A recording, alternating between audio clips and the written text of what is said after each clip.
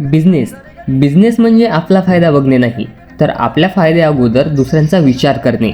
प्रत्येक वेळेस पैसा कमवणे हाच उद्देश नसतो, तर कधीकधी आशीर्वादसुद्धा कमवणे हे खूप इम्पॉर्टंट असते.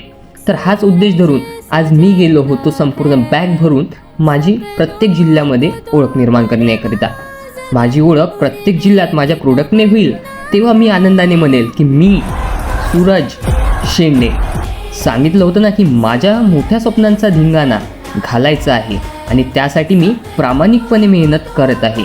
वेळ तुमची होती, पण येणारा काळ हा नवीन उद्योजकांचा असणार. हाच उद्देश धरून आज मी यवतमाळमध्ये गेलो होतो आणि मी माझं प्रोडक्ट खूप ठिकाणी पोचविलं. अशाच प्रकारे यशस्वी फेरी ही माझी होत राहावं ही माझी इच्छा आहे. अनेक व्यक्तींच्या सहकार्यामुळे आज मी इथपर्यंत पोहोचलो आणि हे कार्य करत आहे, त्यासाठी तुम्हा सगळ्यांचे मनपूर्वक धन्यवाद. भेटू मग तुमच्या शहरामध्ये